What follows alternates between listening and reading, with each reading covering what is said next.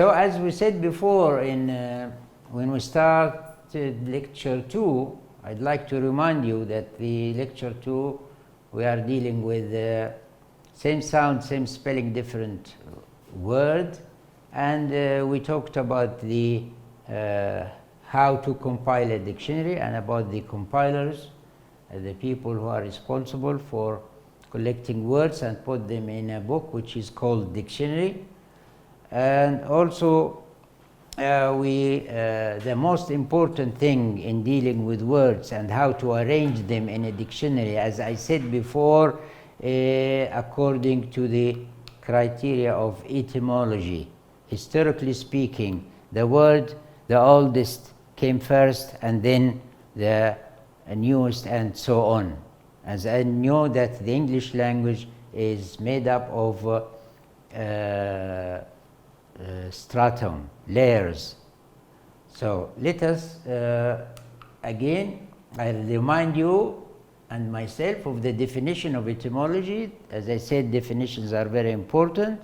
Etymology is the study of the origin and history of words and their meaning. And I said before, we have English language, and like other European or Indo-European languages, they they have two main sources. The one is the Latin language and the Greek language, and they call them classic languages, and then they take from other languages throughout history, and this will come to this later on. Fine. Another orthographic word with a double entry in the dictionary is, we can pronounce it, is, I don't know if it is ter or tier. Let us see. The first, ter. This is the transcription. The first, ter. Lexeme relates to pulling or ripping apart. To rip something. Ter. The second, tear, tear, denotes the drop of salty liquid that comes from the eyes when someone weeps, crying. So here we have, in the previous example, we have same spelling, same pronunciation, but different etymology, different origin. Here, what do we have? We have two same spelling but different pronunciation, unlike the previous one. The couple, the previous two words, the same, but here we have different pronunciation. The first one here, as you can see, we have a space here because of the system. Okay, we have ter, lexeme relates to pulling or ripping apart. The second, tear, denotes the drop of salty liquid comes from the eye or when someone crying. In this case, however, the same spelling has different pronunciations. Ter, tear. Okay? i.e., phonological words. They call them phonological because they different spelling, not orthographic because they're the same letters. Fine. Since the dictionary is based on spelling, so ter or tear is entered twice, of course, because they have different meanings, and they're considered head words in a dictionary, and they are also lexemes. Is entered twice, as might be expected. Ter, rip, and tear, weep, also have different origins. Now let us go back to the etymology, origins, both from Old English. This is a strata, one of the stratas of English language, Old English. The first form, the first from teran, and the second from tear. must be a space here. This is the definition. The second definition. Lexemes that share the same spelling but not the same pronunciation are called homographs. Are called what? Homographs. What about this one? The first here. Lexemes that share the same spelling and pronunciation but have different etymology, different origin, are termed homonyms. Oh, forget about this one, Greek and something. The second one, here, lexemes that share the same spelling but not the same pronunciation are called homographs. Definitions, very important. There are not very many homographs in English by comparison with the number of homonyms. Here are some further examples for you to figure out or look up. Beau, curate, denier, irony, prayer, fuse, reserve, sow, supply, wind. So here you have to look them up in a dictionary. This is your task, students. This is like a homework for you. You look up for this and the previous ones. Look up in a dictionary, mono dictionary, English, and try to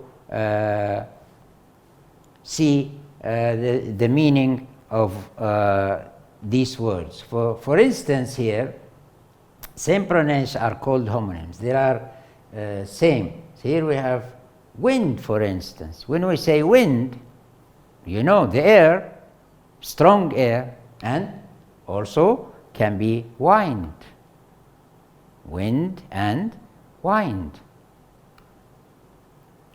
Okay, to wind something, to wind your clock, for instance. So that's different. So look up for these, please, and try to find the other pronunciation, or both words different pronunciation but have the same what spelling. Let us take another example here, much more common in English. Okay. Are the counterparts of homographs. Are the counterparts of homographs. Counterparts mean the same. Lexemes that are pronounced the same but spelled differently. This is the third definition. Much more common in English are the counterparts of homographs, lexemes that are pronounced the same but spelled differently. Example, pale, pale. Same spelling, same pronunciation, but what? Different spelling. Pale. Someone who is sick, we say, oh, his face is pale. He's not well today. And the pale, the second one, is a pocket. Different meanings, but the same pronunciation, but different spelling and different meanings.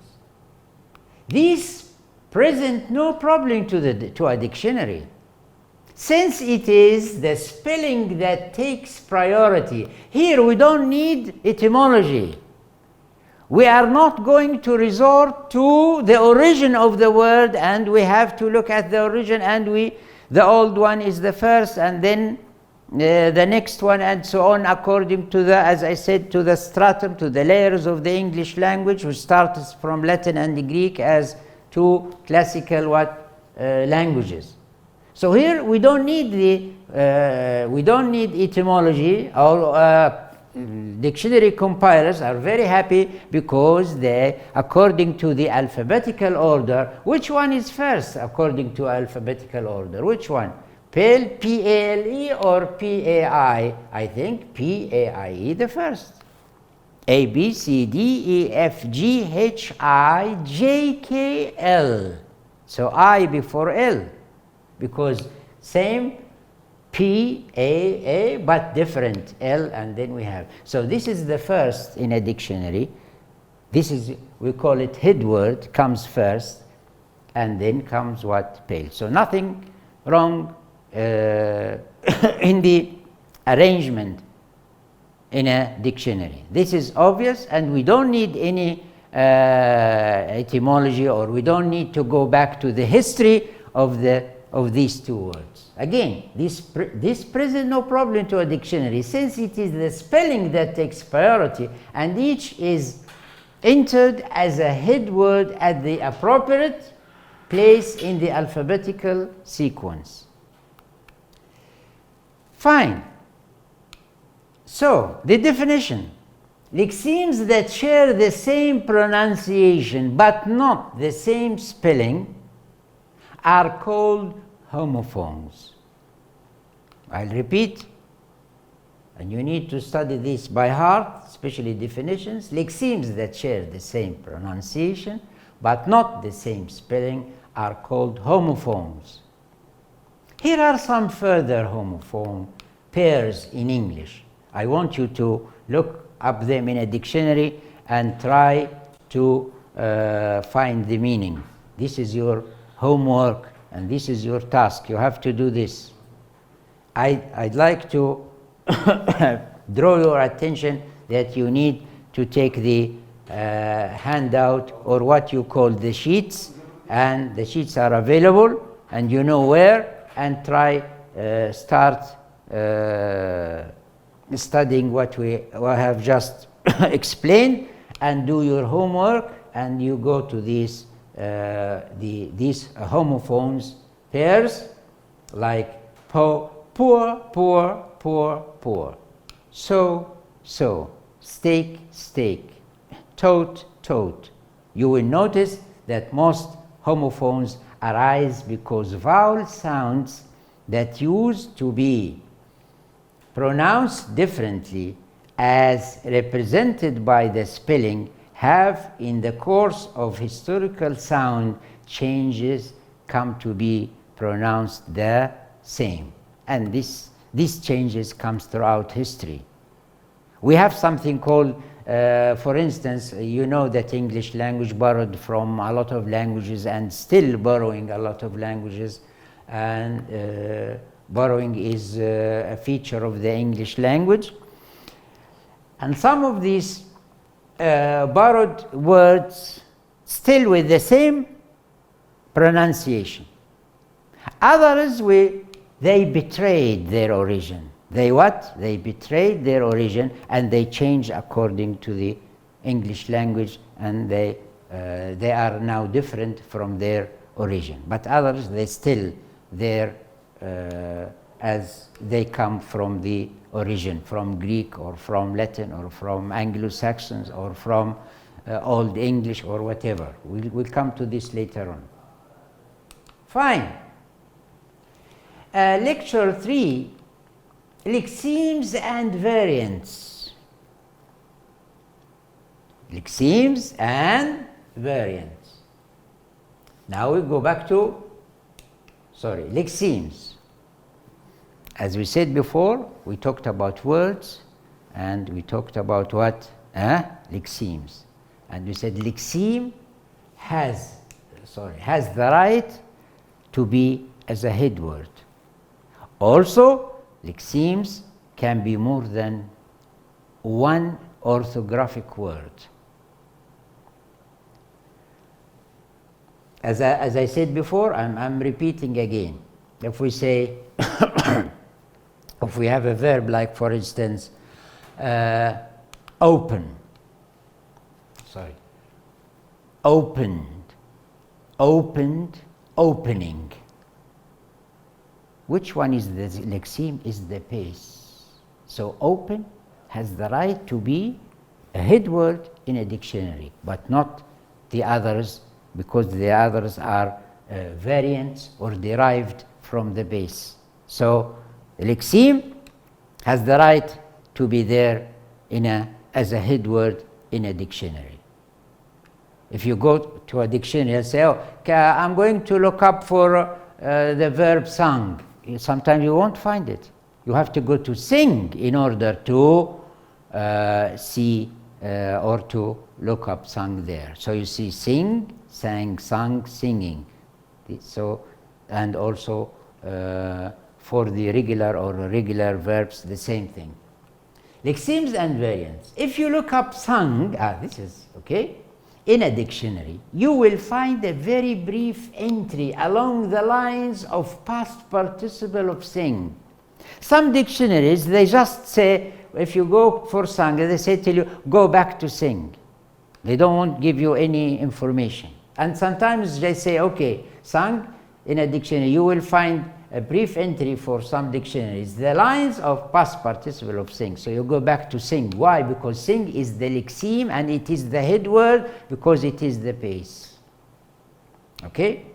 Which is a cross-reference to the entry for what? For sing. Cross-reference means go back to sing, please. We have nothing called sung. Go to sing and then you will find it within the explanation of the word sing. Talked, go back to talk. Fine. If you look up the word talked, which is the past participle of talk, you will not find an entry. This is true. For both these words, the dictionary gives their description under a single entry: sing for sung and talk for talked.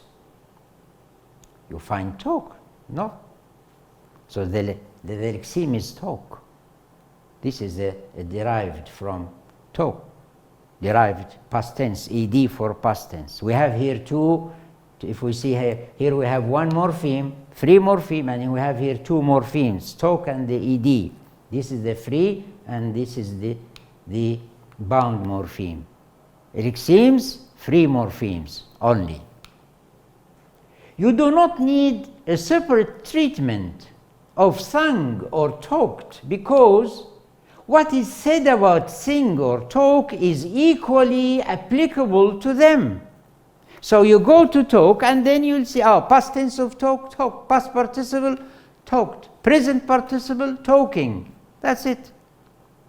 But you don't find separate entry for talked or talking as past or past participle or present participle. You do not need to separate treatment of sung or talked because what is said about sing is equally applicable to them. They are merely variants of the entry word. In effect, they are the same word. Sing, sang, sung, singing, the same word. They are coming from the same base, sing.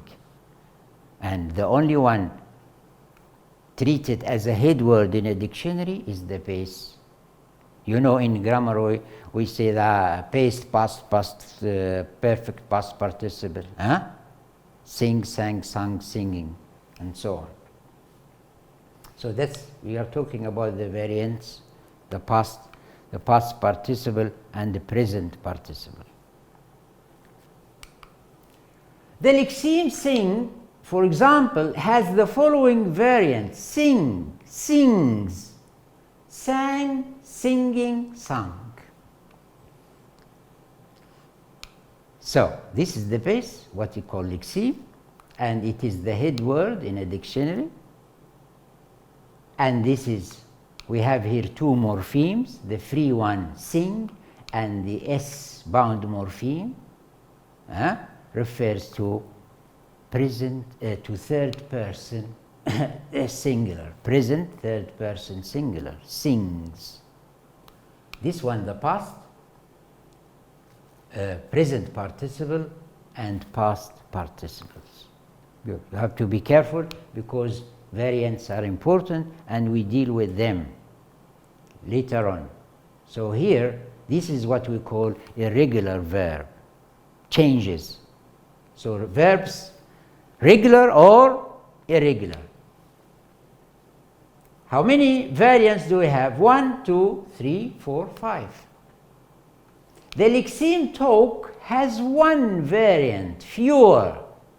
Here we have 5. In talk, because it is a regular one, we have only 4, because the past and the past participle are the same. They are the same. Talk, talks, talked, talking. What we are looking at are the inflections of verbs in English. The inflections. Verbs are inflected. For third person, we add S.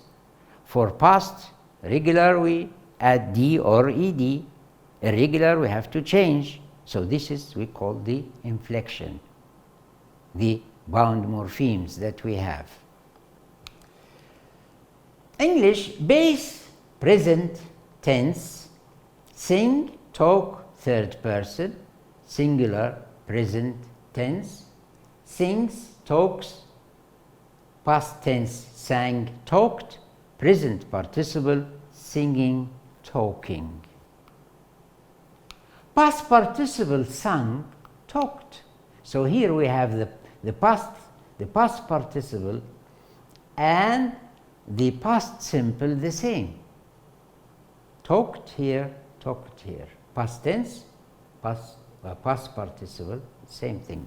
In regular verbs, but not in irregular ones. But when we say, what's past tense for sing? Sang. And past participle? Sung.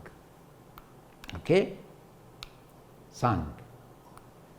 Should be a full stop here. The verb talk represents the regular paradigm, the example, the regular paradigm, where the past tense and the past participle have the same form with the either D or ED.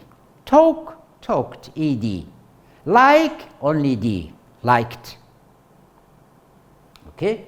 Either D or ED as a suffix. When we say free morpheme, a free morpheme can be prefix or suffix, can be at the beginning of a lexeme or at the end of a lexeme, or what we call free morpheme, or we call a word or the item. So we have the suffix, past irregular, either D like talked or just D like the verb like, because the original E is at the end, we don't need to add another E, okay? The verb sing is one of a number with irregular inflections. That's true. There is a sense in which sing, sings, sang, singing, and sung are all the same word. They are different. They are different manifestations of the same lexeme. They are different manifestations. They are not new, but thus they are a copy of the original one. But they change according to the tense.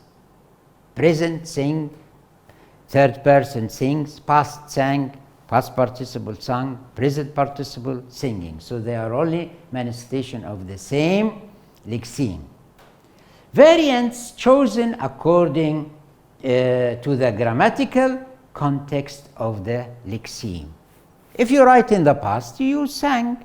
If you want to go for present perfect, you use sung. He has sung, she has, and whatever. For example, if the subject of a sentence is a third person singular, equivalent to he, she, or it, and the speaker writer has chosen present tense, then the form of the verb will be sings or talks with the S suffix. marking the third person singular present tense. Example, until the fat lady or she sings. This is a saying in English.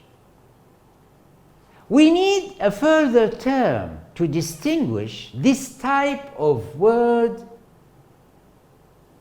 which is word form, an inflectional variant of a lexeme.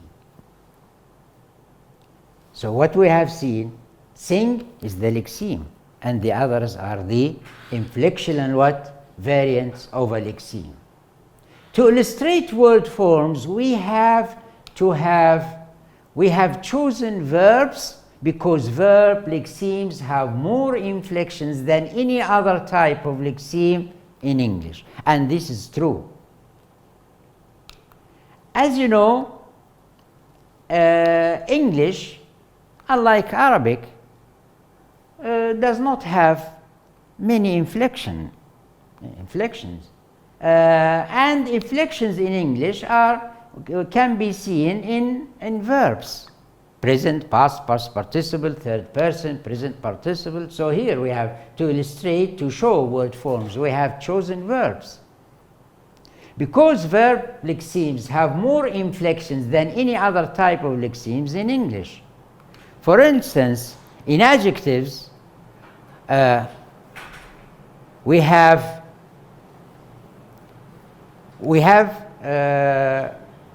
inflections. We say small, smaller than the smallest. But in verbs, lexeme can be evident, and that's why we have chosen verbs, because verb lexemes have more inflection than any other type of lexeme in English. Two other types of lexeme regularly have inflectional variants, and so more than one word form, nouns and adjectives. So in the first place we have the verb, and the second the nouns and what? Adjectives. Though not every member of these classes, as is the case with verbs. Countable nouns like biscuit, coin, but not uncountable nouns, dough, salt. A plural inflection here. These two irregular plural, these are uncountable nouns. Though not every member of these classes, as is the case with verbs, countable nouns like biscuits, coin, but not uncountable nouns. So we don't deal with uncountable, because uncountable nouns, they don't take the bound morpheme for plural. But we say biscuit, biscuits, coin, coins, but we don't say doughs or salts. Have a plural inflection. Some nouns mainly referring to animate beings. This is important. Some nouns mainly referring to animate beings have a possessive inflection, a possessive S. Why do we say animate? Why we don't say animate and inanimate? The general rule, the possessive S usually used with animate, with people, not with things. With things we use what? We use of. And in school they always tell us this, and they said, for instance, John's ball, but okay, John's ball, fine. And then we say the ball of John's, because ball is inanimate and John is what? Animate beings. Have a possessive inflection. The word forms for plural nouns have a E suffix as the regular inflection. The word forms for plural nouns have a E or suffix as the regular inflection. Bananas. Okay? Oranges. Oranges. Not oranges. Huh? Oranges. Mangoes. A small number of countable nouns form the plural irregularly. This, like foot, foot, feet, goose, geese, mouse, mice, tooth, teeth, child, children, knife, knives, loaf, loaves, muculi, millennia, formula, hypothesis, criteria. These are coming from other languages and still there. For instance, as I said before, millennium, millennia, molecule, moleculus, millennia, millennium, formula, formulae. So we have the E, formulae, that from formula, formula, formulae, formulae, singular formula. This in particular, as I said before, this one, this term betrayed their origin, and now it is without E. We use formulas. Just we use what? Formulas as plural,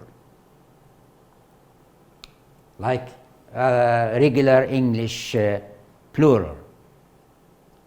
Hypotheses, hypotheses, this I for singular and plural E.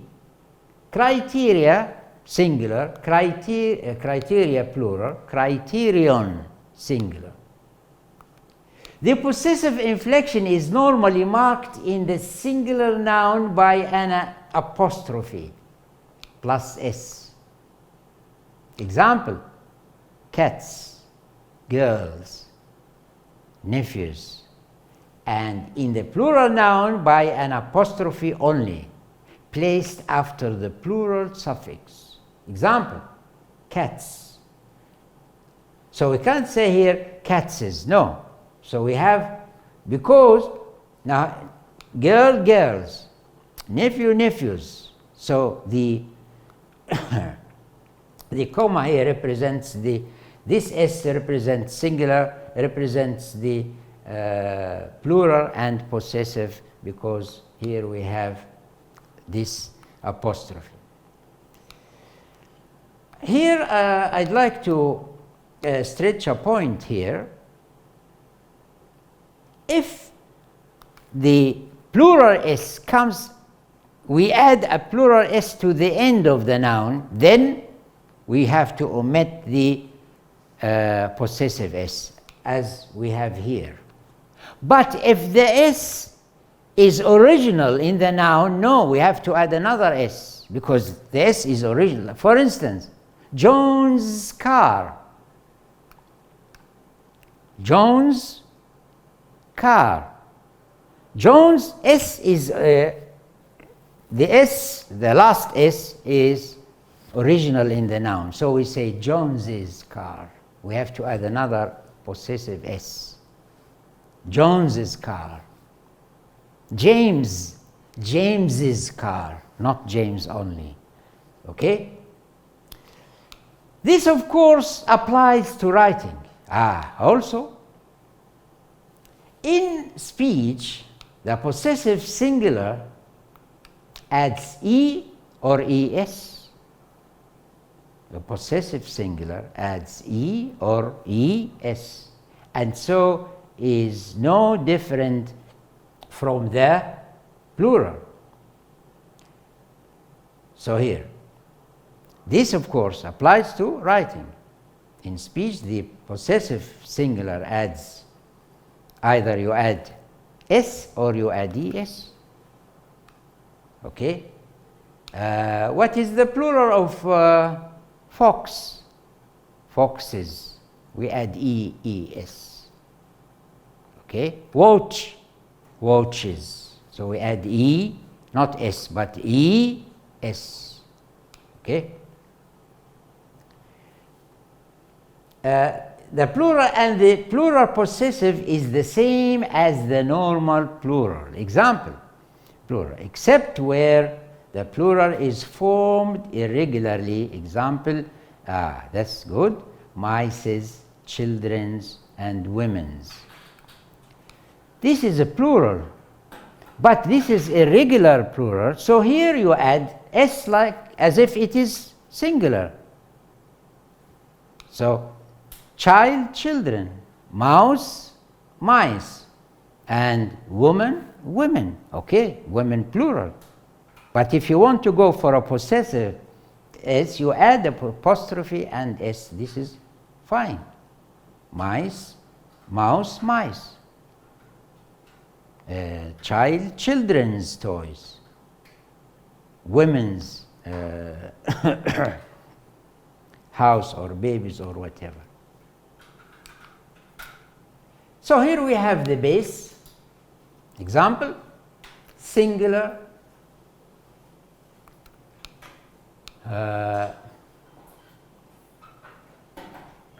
singular, girl and child. Base, singular.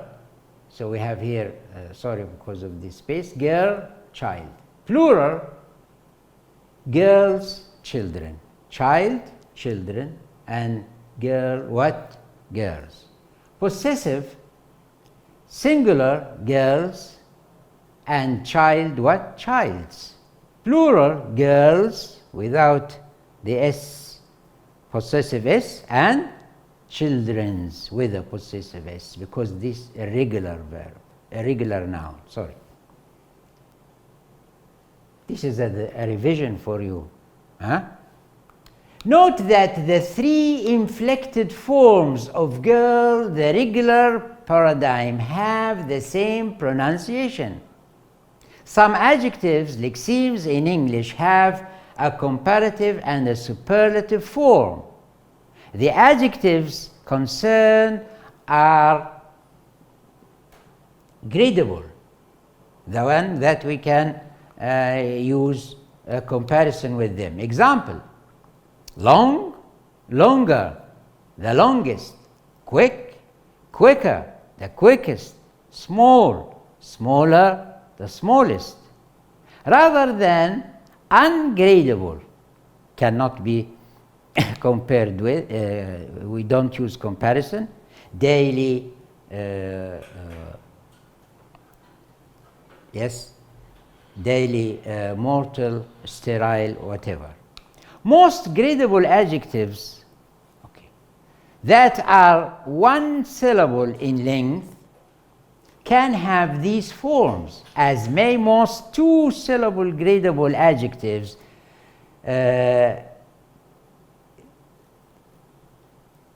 can have these forms, as may most syllable gradable adjectives. The regular inflection for the comparative is ER, as you know, small, smaller, big, bigger. And for the superlative, EST. Example, longer, longest, quicker, quickest, smaller, smallest. There is a very small number of irregular forms in adjectives, and this should be studied by heart. We don't have rules. We have regular rules. We say small, smaller, the smallest. But for good, better, better, best. Bad, worse, worst. This is the comparative. This is the superlative. This is the regular one. Good. Compare. My car is better than yours. My car is the best. Bad, worse, worst. An alternative way of expressing comparison, applied to some two-syllable adjectives and to nearly all gradable adjectives of three syllables or more is with the adverbs more and most. Adverbs more and most. So for more than one syllable, sometimes we are unable to add another syllable, another er or est. So we use more or what? Most. More or most originally come from much and many. So much for uncountable nouns, for mass nouns, and many for countable. But more and most, they represent both of them, either much or many. More and most. Example, more most skillful, more most treacherous. Summarizing the word forms of some adjectives, lexemes are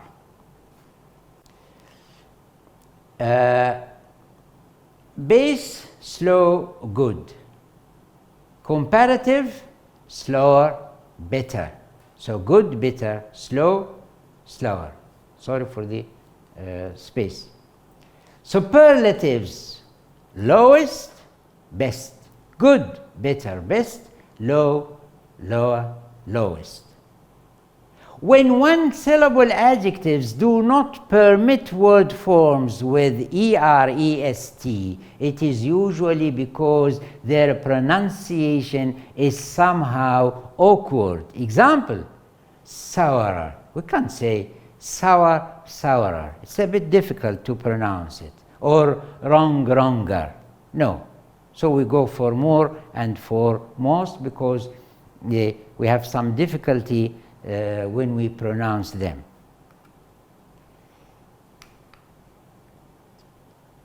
Okay, I think we leave lecture 4 for another time, and I'd like you to please to revise what we have said and to have the handouts, or what you call the sheets, and start studying from the beginning. See you next time. Thank you.